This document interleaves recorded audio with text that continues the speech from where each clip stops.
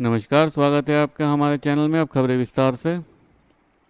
उत्तर प्रदेश के उप मुख्यमंत्री केशव प्रसाद मौर्य ने रॉबर्ट वाड्रा के अमेठी से चुनाव लड़ने की चर्चा पर यूपी के उप मुख्यमंत्री ने कहा है कि चाहे राहुल के गांधी की जीजा आए या दीदी आए, लेकिन अमेठी और रायबरेली में कमल खिल चुका है, कमल ही खिलेगा। बीजेपी के लिए अमेठी और रायबरेली में कोई चैलेंज नहीं है। ये लोग इन दोनों क्षेत्रों को अपनी जागीर समझते थे। यूपी के युवाओं को नशेड़ी कहते थे। जब युवाओं ने राहुल गांधी को नशा उतार दिया, लोकसभा चुनाव में कांग्रेस को पूरी तरह से नशा उतर जाएगा। कांग्रेस नेता प्रियंका गांधी के पति रॉबर्ट वाड्रा ने हाल ही में अपने राजनीतिक पदार्पण का संकेत दिया था। इसके लिए उन्होंने उत्तर प्रदेश में कभी कांग्रेस पार्टी के गढ़ रहे अमेठी को चुना। उन्होंने एक न्यूज़ एजेंसी से बातचीत में कहा कि अमेठी के लोग मुझसे उम्मीद करते हैं कि अगर मैं सांसद बनने का फैसला करता हूं तो मैं उनका प्रतिनिधित्व करूं, क्योंकि अमेठी ने पिछली बार जिसे अपना सांसद चुना है वो केवल गांधी परिवार पर हमला करने के बारे में चिंतित है, क्षेत्र विकास और अपने लोगों की भलाई सुनिश्चित करने के बारे में नहीं।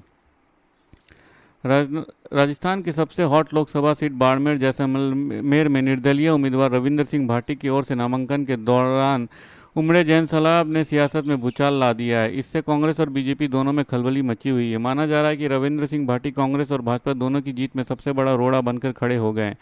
ऐसे में भाटी को रोकने के लिए कांग्रेस और भाजपा दोनों ही गोपनीय प्लान के तहत काम करने में जुट गई है। बीजेपी की बात करें तो अब पीएम मोदी ने इसकी जिम्मेदारी मुख्यमंत्री भजन लाल शर्मा को सौंप दी है। इसके तहत सीएम भजन लाल शर्मा आज जोधपुर दौरे पर रणनीति के तहत काम पर जुटे हैं। बीजेपी कांग्रेस दोनों ही पहले निर्दलीय रविंद्र भाटी को हल्के में ले रही थी, लेकिन जब रविंद्र भाटी की नामांकन रैली के जन सैलाब को देखा तो दोनों की नींद उड़ गई। इस कारण अब बीजेपी और कांग्रेस नए तरीके से चुनाव मैदान में उतरने की प्लानिंग में जुट गई है। इधर त्रिकोणीय मुकाबले के तहत बीजेपी प्रत्याशी और मोदी सरकार में केंद्रीय कृषि राज्य मंत्री कैलाश चौधरी, कांग्रेस के उम्मीदवार बेनीवाल और निर्दलीय प्रत्याशी रविंद्र सिंह भाटी वापसी चुनाव प्रचार के जुट गए हैं।